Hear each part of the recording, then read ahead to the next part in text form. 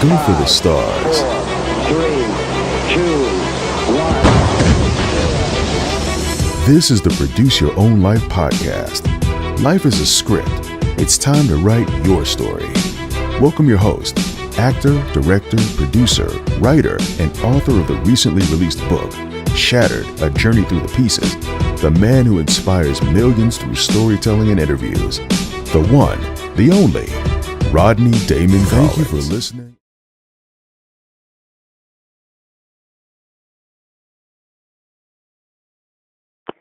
I'm Patrice Fisher, actress, mom, active art enthusiast, and writer, director, producer, whatever my heart desires and I go after. And it's time for the Produce Your Own Life podcast with Rodney Damon Collins. So stop watching inspiring lives and become one.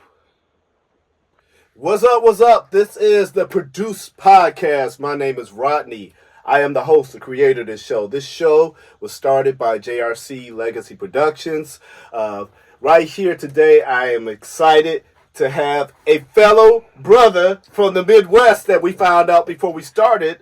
My brother Ken Gregory, who is a director, actor, all-around producer, and he hails from the city of Detroit. Mm-hmm. So I know he's happy about them Lions right now. They roaring. And will you all show a warm welcome for my brother Ken Gregory as we talk, share a little bit about his story. Appreciate that, brother. Appreciate that. Love being here. So, yeah, I'm from the D. And for those, as we would say, well, what's something that they would know if you were from the D? Here you go.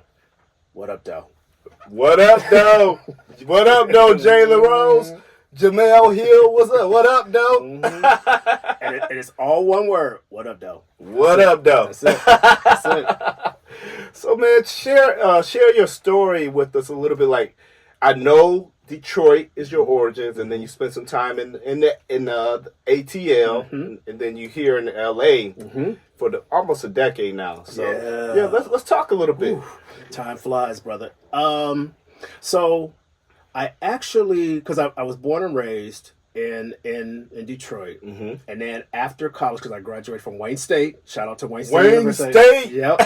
Shout out to Wayne State. And after Wayne State, I decided, because at one point, briefly, before my parents separated, we were living in Poughkeepsie, New York. Okay. All right. So I was all ready for New York. Right after graduation, I was ready for New York. All right. And I got to New York. I transferred a job. At that time, I was working for Toys R Us. Toys R Us. As a manager, and I got promoted. Throwback. It is, bro. and here's even another throwback. They had me working at the Midtown Manhattan store, 42nd and Broadway. What? Before they tore it down and moved over into Times Square. So I did my time there, and I was ready to try to get my acting off.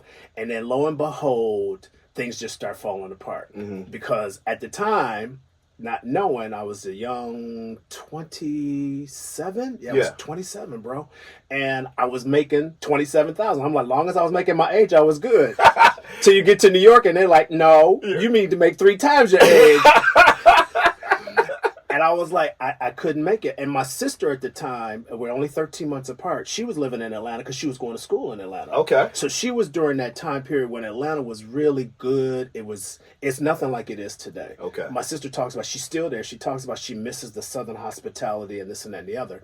So I ended up moving there because I said, well, I'm going to come for a vacation. Yeah. I want to come check it out.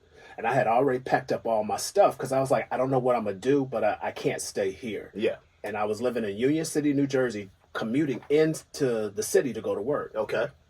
I went to Atlanta and never left. I swear to God, never left. So whoever's got my old apartment, I'm sorry for leaving the way that I left. But I fell in love with it. I did. I saw everything that my sister saw. And this was in 1997. And Atlanta was changing, of course. Yeah. It still was changing, but nothing to like it what it is today. It's too it's what we call too mini Hollywood, what they called mini LA. At the time, really, in the time in the late 90s, early 2000s, it was considered a mini LA. Oh boy. So I started working for the phone company. At the time, we had landlines, bro. You said phone company. I ain't heard that in a minute. It was called Bell South. That's why, because we basically, we the same age, so we know about Bell South, all that. And here's the thing, when I got on there, my mom's was just like, oh, you got a good job. You can retire from that. Yeah. She was all for it, but she failed to realize that so much had changed. Yeah. That and this was at a time when cell phones were really starting to come around. They were expensive, you know. So it was nothing like that. But I ended up getting laid off. Getting caught in a layoff. I know about that. Yep, it was a bad layoff, and it was before the merge with AT&T. And cell phones were exploding, and people weren't doing the landline. Because I was working in the business office setting up new phone service for people for landlines. Gotcha. And they just completely phased out. I had 6 years in. Well, shout out to CWA Local 3204.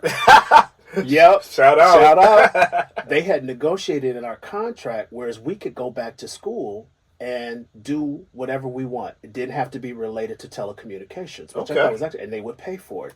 That sounds like a deal.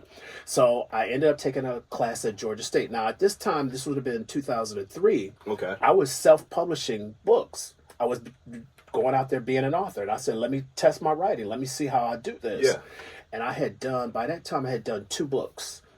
And I did a third one afterwards. But while I was working on the third one, here comes filmmaking in 2005. And what happened was I signed up for a class called Creative Writing. Okay. And I assumed that's what it was for. Shout out to Dr. Shirlene Holmes. What up, Dr. Shirlene Holmes? She was a professor at Georgia State University. I walked into that class and she said, this is a creative class for screenwriting. I was like, oh, I'm in the wrong class. And something in my spirit said, no, you're not. You're in the right class. Ooh. And in that one class, when I tell you, God will set you up to set you out. It sounds like a setup. It was. And I got introduced to a filmmaker. She moved here named Faith Trammell. She had done a great film called The Black Aura of an Angel. Okay. That blew my mind. Yeah. And from there, they introduced me to some of the resources that I was able to really capitalize on at being a student at Georgia State University. Even though I wasn't what we call a matriculate student, yes, I was still a student paying tuition. I was able to use these resources, and it was called the Digital Aquarium. And when I went into the Digital Aquarium, they taught you how to use Final Cut. They taught you how to use everything you needed to know. Even gave you a camera, showed you how to use the camera. Okay. And I'm about to throw another name out there. Shout out to when I met him as a kid. He was only 19. I think it was 19 or 20. Noel Brom, who is the co-founder of the Michaud Film Festival. Yeah. I knew him as a kid. And what up? Yeah. And Courtney was there too, and I hadn't seen Courtney, but Noel was always in a Digital Aquarium. I just remember seeing this kid always in a Digital Aquarium. And so when I moved to LA in 2018, I'm like, look at, I did a Uncle Clifford, little nigga. What? And it was amazing to be able to see the growth that was produced out of that small Digital Aquarium and that small film community at the time, because at the time Atlanta was a small community. So I ended up, like I said, I got laid off, was able to take the classes, and still couldn't find another job. So by this time, I had put in my heart, I'm gonna move to LA. Oh. Okay. And what happened was I got as far as Las Vegas. Before the money ran out. I was like, oh boy. Money ran out, but I had done I done a documentary that did really well. Had done another feature that didn't do well. Yes. And what ended up happening in that time, and that would have been 2006. Yeah. My mom diagnosed with breast cancer. Oh, wow. So I had to go back to Detroit. Because, mom is always going to be your number one supporter, your number one fan, the CEO of your fan club, no matter what. So I went home, and being back home, I stayed 7 years longer than I needed to. So I was there for 7 years. Yeah. I was still trying to be creative, but I was being creative in my church, filming things for that, wrote a few more books. I actually ended up writing like 7 more books, but they were more inspirational, more spirit driven. Gotcha. So I could stay creative. And what ended up happening in 2014, I knew that I needed to leave Michigan. Yes. So my father, I had a strained relationship with my dad, but I knew I needed to work on that relationship. I couldn't figure out what it was. And so I ended up moving to Milwaukee, Wisconsin, because my father lived in what we call Woodstock, which is close to the Wisconsin border. Gotcha. But I was like, well, let me live in Wisconsin because, I'm from DD. I'm gonna go where it's cheaper. Yeah. But still close enough to you. Yeah. But I'm gonna live I ain't gotta spend that money you spend it in Illinois. Nah. I'm gonna spend it in Wisconsin. Right. And I ended up staying there 4 years, and 2 years after I was there, my dad passed. Oh wow. But thankfully I was able to build that relationship It's a blessing. before he passed. But blessing. here's the real blessing, which was when he passed, I felt a weight lifted off of me. And what I mean by that is when I was in college, I'm going to take a step back from there. When I was my mom took me to see a film when I was 12. Yeah. Check the bet, and you're listening to the Produce Podcast. 1980 called Fame. I'm going to Debbie Allen. Irene Cara, Leroy. Leroy, all of them. Bruno, Yeah. all of them. And that was when I knew. That was the moment that I knew I was an artist. I couldn't formulate it. Yes. I just remember as a 12-year-old saying, "Oh my God, they got a school for people like me." Yes. And so when I found out we were moving to New York, I don't know geography. I didn't know Poughkeepsie was 2 hours away. So, anyways, I started pleading with my parents. Talking about I was in 7th grade at the time. 9th grade, start high school. Yeah. We need to start getting ready because I got to do my audition. Yeah. So 8th grade came along, and they had listened to me a whole year and a half. Finally, my mom remembers a story. She said, I just couldn't crush your dreams. And she told my father, you have to tell them. And my dad got on her. My mom tells me this story a lot. She says, your father got on me talking about, I'm so tired of you filling these kids with these dreams that they can do anything. And she's like, but they can. I just can't let him go. And she was like, but that's part of it. Quit filling the head. So one day my father took me out. We're going out. And I'm like, Daddy, we got to get ready. Daddy, we got to get ready. I get ready for my audition. He stops the car, turns to me and says, we're not sending you to go to the school in the city. Quit asking. And you know, as a black father, when they say it like that, you know they mean it. Yeah, that means don't ask me no ask more. or it's going to go down. Yeah, don't ask me again. Right. Yeah. So I was like, and I was crushed. So, bro, show you how God works. At this time, my father's best friend had come into town. Yeah. With two of his kids. We were like cousins. Okay. And so at this time, he was in love with Lena Horne, and so they were going to the city. The Horn. They were going to the city. Yeah. To see her show. At that time, she was doing a one-woman show called The Lady and Her Music at the Nederlander. Okay. And so I was in a funky mood because, of course, it's 4 of us, all the same age. So I'm the chubby kid, and they're joning on me. What we call joning. They were joning on me. They was going off on me. Yeah. I was like, and I was already in a bad mood. And my mom was like, I'm not dealing with him today, so you got to take him with you. They got to go to the city with you, all of them. So he took us all to the city. Yeah. But it was funny because I remember hearing my father tell his best friend, I got to get this boy a disposable camera because if I don't, he gonna wear me out and I'm gonna have to beat the hell out of him.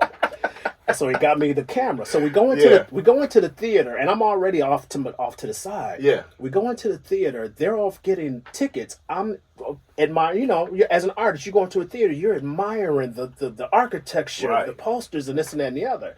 So, bro, at the corner of my eye, this huge dude. He didn't have a neck. Opens the door, moves over to the side, and in walks Lena Horne. She walked straight up to me. Ooh. I froze. Because at that time, for those that don't know, my age, we knew her as Glinda the Good. Yeah. But she was a superstar that we had no idea at 12 how big she was. Major. My father, because he told me the story years later, because I still don't remember what she said. He said she walked right up to me and said, "Ooh, what a handsome young boy you are," and pinched my cheek. Ooh, and kept going. Man, That did you was melt? oh yeah, come on, Lena Horne. And I was like, I was taller than her. I was like, because on screen they look bigger, but she reminded me she was the same size as my granny. Oh wow! And she was beautiful. But it was that God sending me that sign, like, do not give up on your dream. Lena Horne was sent to tell me, do not give up on your dream, because that's what I took away from it, which is I'm not gonna give up on my dream. Yeah. So I held out and I waited. So fast forward to finally that time when it was my father had passed away, God reminded me not to give up on your dream. I was like, so I'm gonna move to LA. You're gonna move to LA. And I'm like, well, how am I gonna do this? I don't know anybody. Exactly. I've been in the Midwest. I don't know. I have no connections out there. Don't worry about it. Bro, I get on the plane. So I bought my one-way plane ticket on New Year's Day 2018. What airline was it? Southwest. Oh, okay, Southwest. Southwest. Okay. Shout out Southwest. Shout out Southwest. Your bags fly free. Sure did. They charged me extra because it was heavy. It was. Because your whole life was in there. My whole life was in, and I packed 10 boxes and had them, and they don't even do this anymore. Packed 10 boxes and put them on Amtrak so they could be in LA when I get there. Old school, right?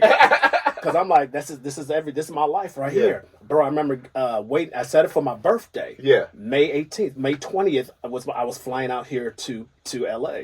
So I get on the plane and I start to get emotional. And for those that know me, I meditate with God a lot. Yes. And I remember God, I'm sitting in my seat getting all emotional. And God's just like, who's bigger, me or California? I said, you are, Lord. He said, who's bigger, me or LA?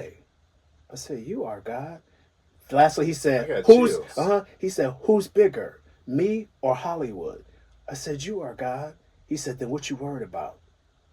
My tears dried up.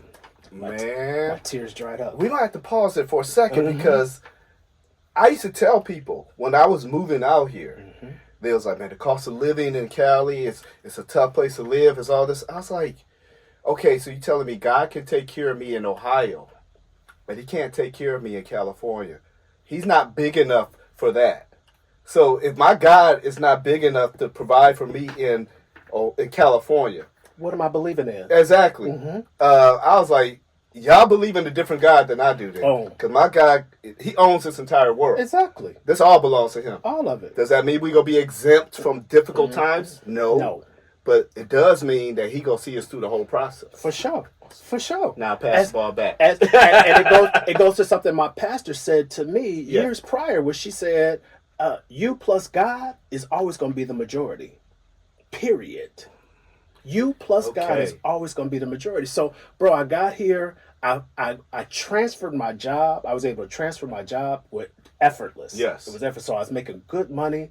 I was like, okay, I'll stay in this hotel. I'm ready to stay in this hotel for like 2-3 months. Yeah. I found a place within that first month, $500 a month. Well, actually $395 a month. All utilities included in LA. In LA County. Show you how God works. Woo! LA County. I've been there for almost 7 years. Oh my goodness. My rent has gone up now to $460. I just cut them a check for $460.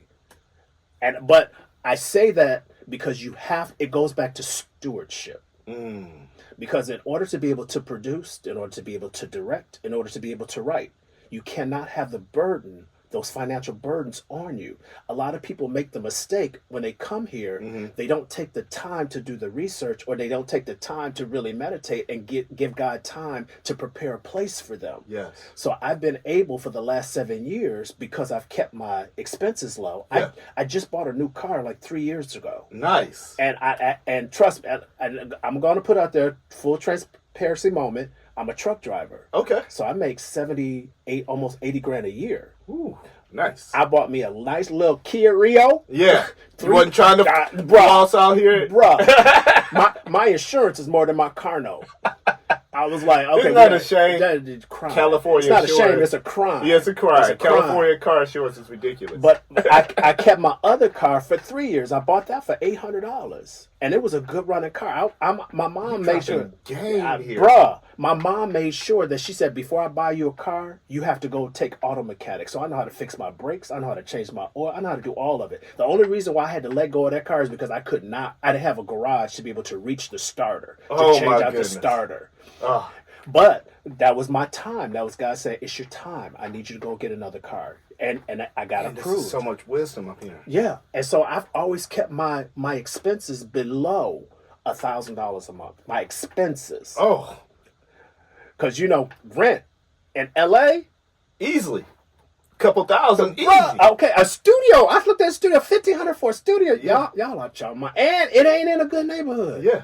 Easily. Drop some coin. But the money that I've been able to spend on my work, to create my art, that's where it goes. Got you. So when people say, I want to be able to direct, but I can't, if I can go to your Instagram, I can see where your money's spent. I can look at your stories and see where your money's spent. Say it. You know, them 3 cocktails. Yeah. That could have been cost of having a gaffer on set. It's people. That's one thing people get caught up in when they move here is that they think they have to have the appearance that they are somebody. Yes. Don't nobody care about what you appear to be. It's all about what are you doing? Exactly. What are you putting out?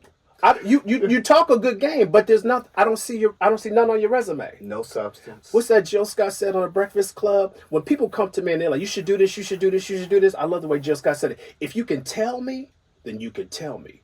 But if you can't tell me, you can't tell me. Okay, man. This is only part 1 of our talk. This is only part 1 because this is wild right here. This is a lot.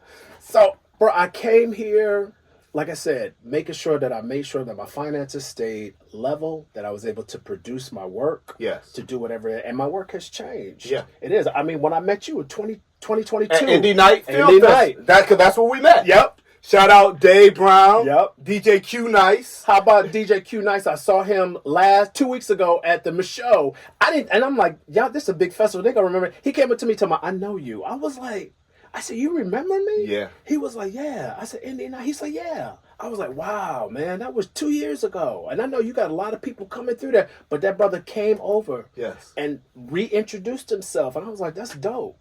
Humility. Yeah. Goes a long way. Dave and DJ Q Nice, I love what they put together with Indie Night because it really is about networking across. It is. People come out here and they try their best to meet this already established celebrity. And I was like, I respect every celebrity, all of what they've accomplished, but I've met a ton of them. My life hasn't changed from meeting them. They haven't said, Rodney, I got a role for you. Rodney, I got this for you. Because they already have their circle they run with. Yeah. You got to start building across in this thing. And a lot of people don't do that. No, they don't. They don't do that. They don't. And, I mean, Issa Rae said it. Yeah. But many of us have been doing it. Yeah. We've been doing it all along, but she had to get to that level to let people know this is how you should be doing it. Right. Reach across. Don't quit trying to reach up. Yeah. Reach across. But going back to what I was going to come around to, sometimes we got to reach back. When you got on your live yesterday, bruh. Yeah. And it hit my spirit so hard. When you said, I saw that when you're talking about you have to be the missing piece for someone else. Yeah. I'm with a brother right now. He's only 25. Yeah. We met in acting class, and I'm just like, bro, I see the hunger there. Yeah. And what ended up happening was he wanted to come down to LA, do a 4-day with our acting studio. I was like, cool, that's cool. I got you. Yeah. When it was time to move here, he was like, I want to move here. Can we be roommates? I said, well, we can't be roommates. Yeah. But there's a room across the way. Show you how God laid it up. Yeah. There's a room across the hall. Yeah. Across the hall. Across the hall. Yeah. Because you'll be close. Yeah. And I got him in that space. And it was funny how it was set up because I told him we've never been able to keep anyone in that room for longer than 6 months. But the time was right for you to come. And to show you how God works, we just wrapped on my latest short. Congrats. Thank you, brother. Can't wait for it. We just did picture lock. Sorry, I'm technical terms for those that don't know. That means the editor finished the editing, and so now we can move to the next phase of getting the sound cleared up, the coloring, and the music all in. But that's your picture lock. So we got picture lock. Yes. But this brother is called Becoming Sydney. He plays Sidney Poitier, a young Sidney Poitier. Oh, wow. Yep. And it's Sidney Poitier's origin story. Ooh. Yes. And Sydney's talked about this a lot. It. That's going to win some awards. Yeah. I'm speaking it right now. That's going to garner some attention that God has been preparing you for. That's garnered. Get ready for it. And I always say, my favorite scripture, Zechariah 4:10. Yeah.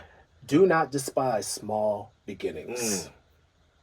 Do not despise small beginnings. Don't despise it. And because it plays into, for those of us that are out here that don't have that heart of gratitude, that we're not being grateful for that, how's he going to make you rule over much if you're not faithful over the few? Right.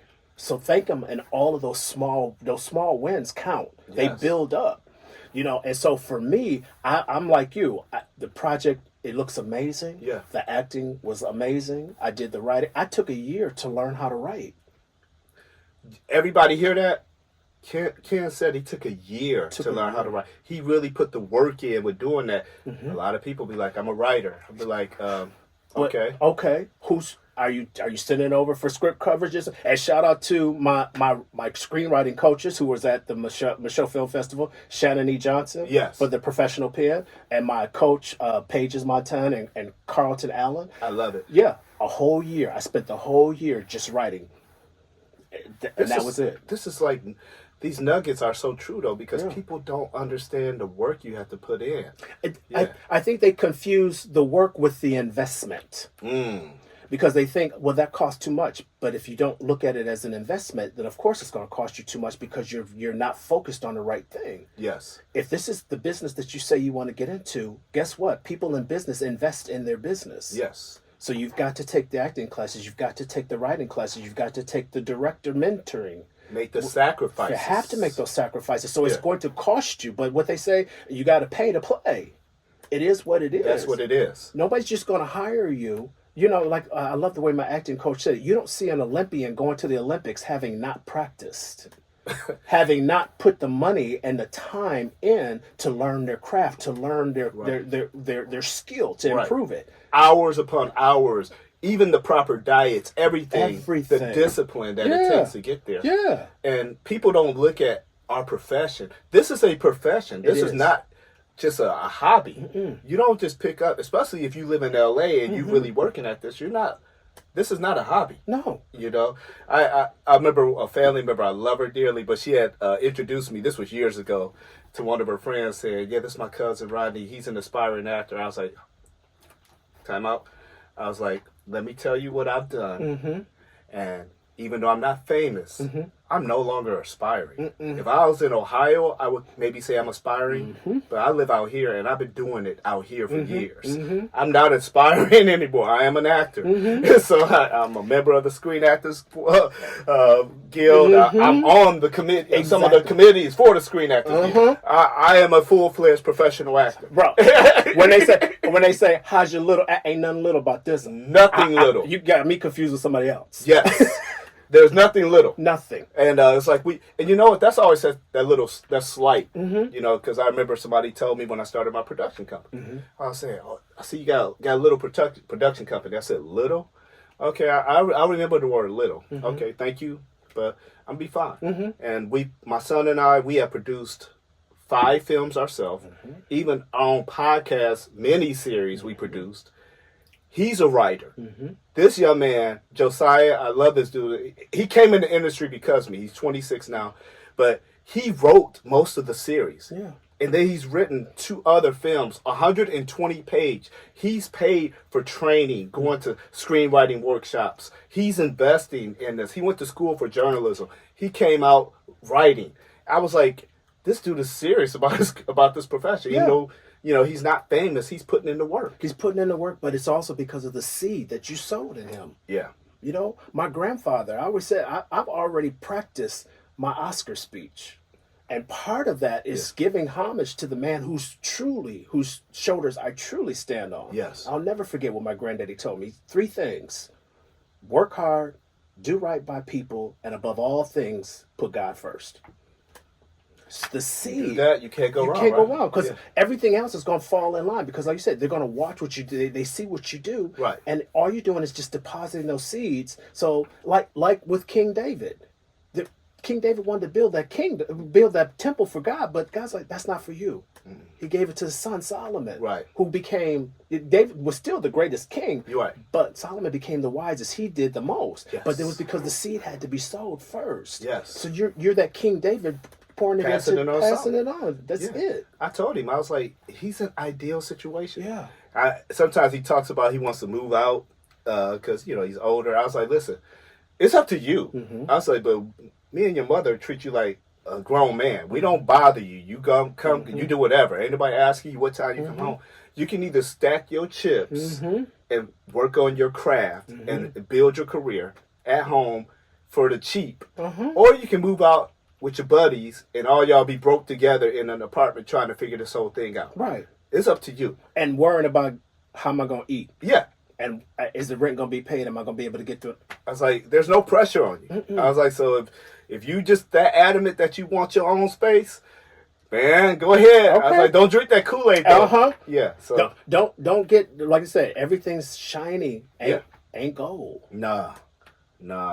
And especially living in LA. I was like, if we was in Ohio, I'm like, go ahead, you can get you an apartment, a few $100s a month, you cool. Yeah. Out here, just like you said, what you came upon, God had planned that for.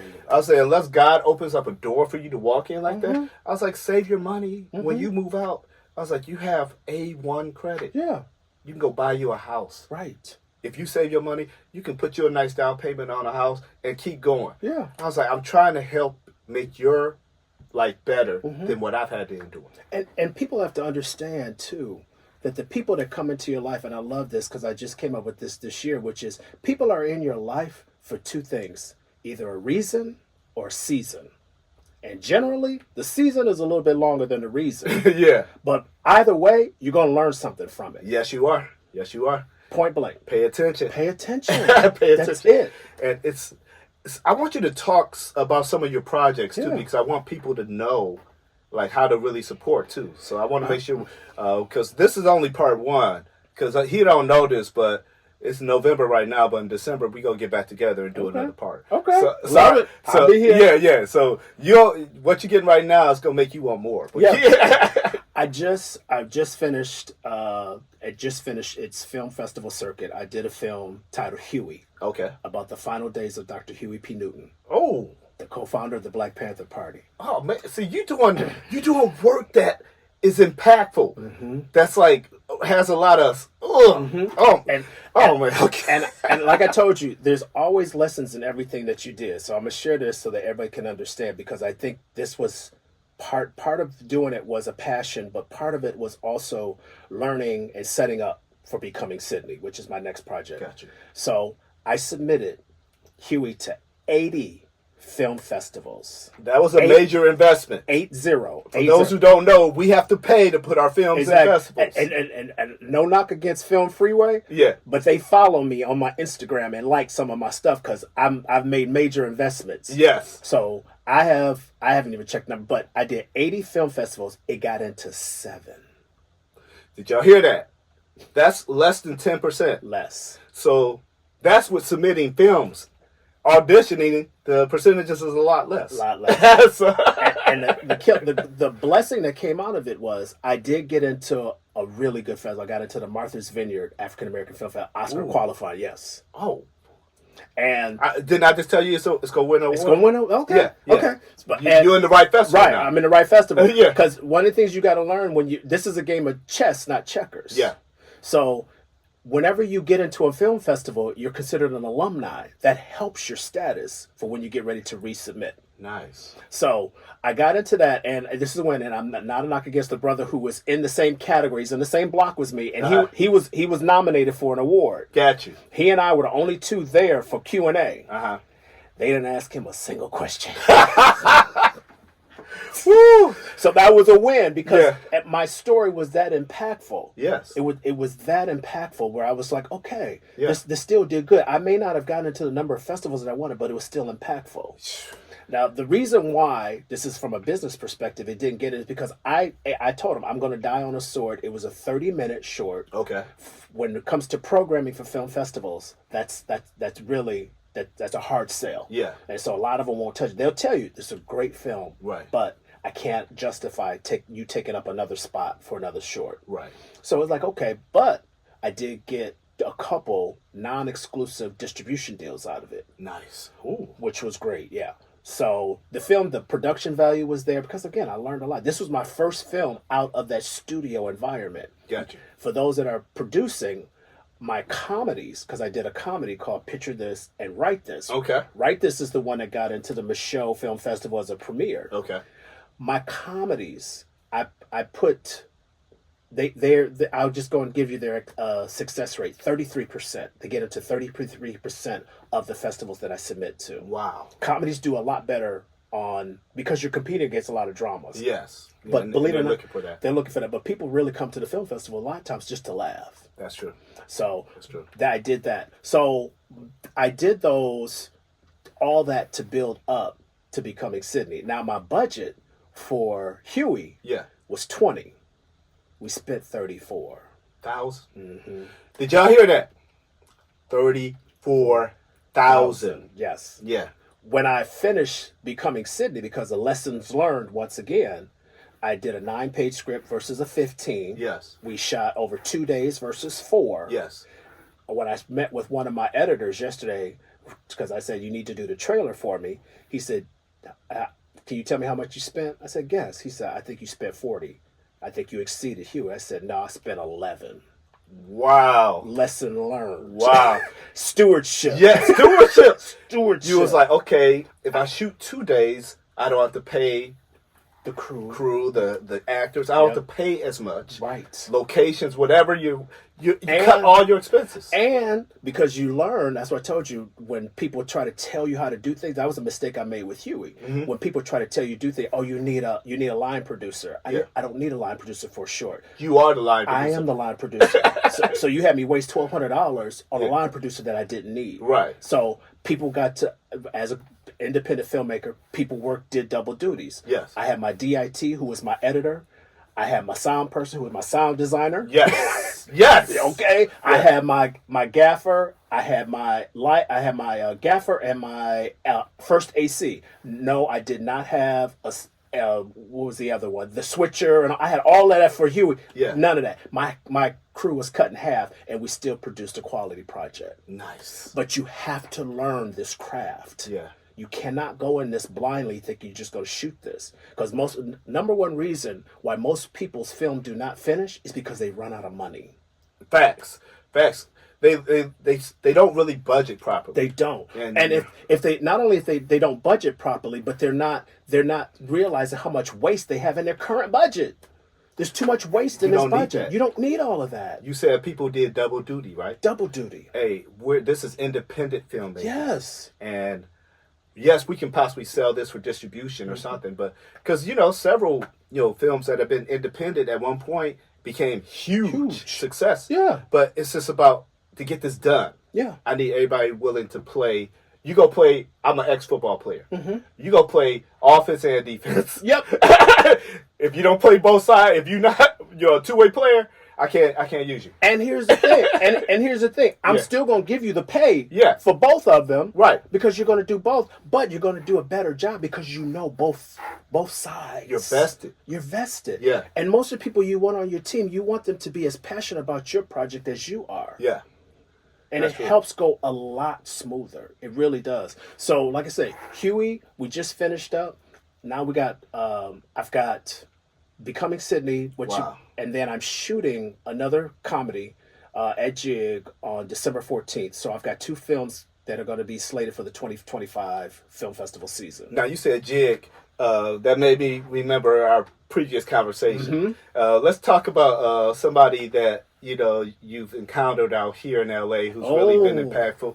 We got about a couple minutes, okay, and we're gonna do a shout out to this person. Yeah, but go ahead, talk about her. So I work. Shout out to Jig's Real Studios, which is Justin Galindo's his production company. So Justin does real good with actor reels. Yes. But he also offers short film packages, and that's how I got into doing my short films there. Yes. Well, I had just brand new actor gotten to LA, and I remember reading for this one particular casting director who I didn't know because I was brand new, not doing my research. Yeah. And this particular casting director was casting for a USC film. And it was a big project called Voodoo Macbeth. Okay. It was Voodoo Macbeth. And I was at USC, and I remember seeing her. She was black. She was a sister. I was like, okay, this is cool. And I read, but I didn't book it. Yeah. But the night before, they called me and said, hey, are you available for a different part? I was like, sure. Yeah. They were like,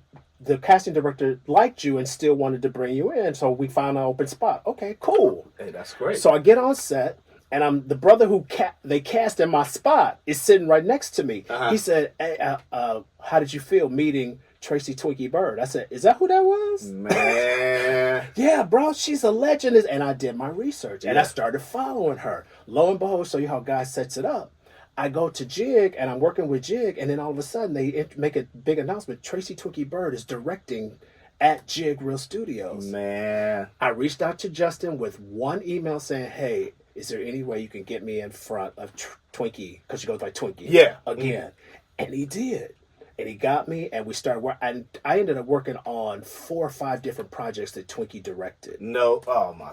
That was amazing. Yeah. And so now Twinkie sees some of my work and this Yeah. and that, and I can honestly say, yeah, I know her. Yeah. You know, and That's it's huge. dope because once again, in this LA, it's not about what you know, it's who you know. Who you know. You've got to build a team. You've Yeah. got to build a good network. You got to have a good community, Yes. or else it's going to be an issue for you. Yes. Because people like Twinkie, they'll be able to read that you're just there to get what you want to get. Yeah. Oh, they definitely can see through They that. can see through it. Yeah. I mean, even us as independent, when people walk up to us and they know that we produce films, Yeah. you're not You here. know. You're not here for my project. No. You're here to be in my project. Yeah. Immediately. You want to be the star That's of, it. of something that I'm working hard to do. You want to be number one on the call sheet. You're not fooling nobody. Yeah. And here's the thing: a lot of producers will take advantage of that and end up you get hurt, you get burned. Yes. You know, but you have to come into this genuine, Yes. authentic. You know, really get to know the person. That's true. You know, because there's people that I follow on my Instagram that I genuinely know. Yeah. Then there's people that follow me. Yes. You know, and you have to know the difference. I had to just cleaned up my Facebook page the other day where I was talking about I have a fan page. I've classified you as a fan because you're not really there to support me. Right. You're not in. You're not in it. You're not. You don't have skin in the game. No. And I feel you on that because I'm very selective with who I let in my space. Especially the older I've gotten, the more I've seen. And to have somebody even like Twinkie, I don't know her personally, but I follow her. I've been following her for years, and she definitely seems like a very genuine person. But she also seems like she don't play. She don't. And she's like, I can see right through you. Yeah. And it's a blessing that you have aligned yourself with somebody like that who actually knows your work and respects your work. But Yeah. more importantly, I know as a person more than as a casting director. Because believe it or not, I've been in the game now. I've moved here almost 7 years. I've only read for her once.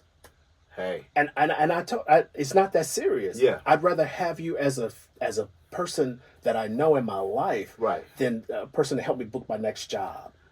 It's got to go longer. God, Our relationships, it can't just be about exchange. No. You know, like it's got to me, I want quality relationships in my life, especially at this point that, I don't want relationships where somebody just wants to get some money, make money on me and keep it moving. Yeah. I want people who believe in me. Yeah. I believe in them. We can build together. And then we can also grab some other people and pull them up. It's just like I said, I'm done trying to reach up. I did that when I first moved here.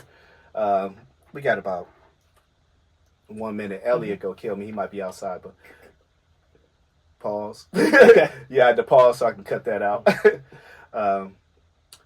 But when I first moved out here, I was so excited to finally be in Hollywood. Granted, coming out as a kid, I always spent time with my family in the wood and stuff like that, so I never really spent time in Hollywood. So I was really getting invited to red carpets, taking photos on the red carpets and everything. I started seeing that really doesn't mean anything. And I had to stop. I had got a publicist. I was like, what do I need a publicist for? Because I was trying to be bigger than who I really was. You were trying to skip steps. Give me some. I really was. And God humbled me. And when I humbled myself and started really seeking to help other people's projects, I have over 46 acting credits now. I've won 6 awards. I got 7 network TV credits. All because, and I'm not seeking anything. I get people like a DM me say, hey, you want to go to this red carpet? No. I ain't got nothing to talk about. I don't need to go to that. They be like, okay, but no. So I've kind of just gotten to the point of, God, when you're ready for me to do that type of stuff, you'll put me there. More importantly, the word tells us the steps of a good man are ordered by the Lord. And though he fall, he is not utterly cast down because the Lord upholdeth him in the palm of his hand. You know what, y'all? We can end part 1 on that scripture right there. This is the Produce Podcast. What you guys have watched and listened to is part 1 of this incredible talk with this amazing man, Ken Gregory, and he will be back. We will have episode 2 that will come out in December. Be ready for the episode. It will drop November 11th. So next Tuesday, it will drop. Be ready to check it out. I am just full. I don't even want to let this brother leave, but I got to respect his time because I told you how long I would keep him. And but I thank you guys for listening and watching the Produce Podcast. We are available on all podcast platforms. Please go subscribe on the Alive Podcast Network. Make sure you support this podcast. Also, make sure you go to YouTube channel, Rodney Damon Collins TV Network, to check out more. The podcast, I have other shows on there. Remember to stop watching Inspiring Lives and become one. Boom. Boom. Tracy Twinkie Bird says the same thing. Just get out and shoot. I love her. I hope to meet her one day. Bro. You know, LA is all about who you know. Oh, yes, it is. And she had an opportunity. This is when she first started directing. She had started directing at Jig Reel Studios. Yeah. And I wanted to be a part of that. And I had just started working with Jig Reels on my reels, and then before I started doing short films.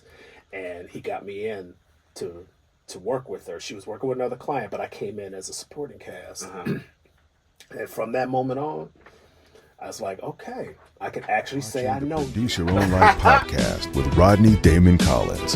Be sure to rate, like, subscribe, and share on all podcast and social media platforms. If you have questions or would like to be a guest on the show, feel free to reach out to us anytime at produceyourownlifetv@gmail.com.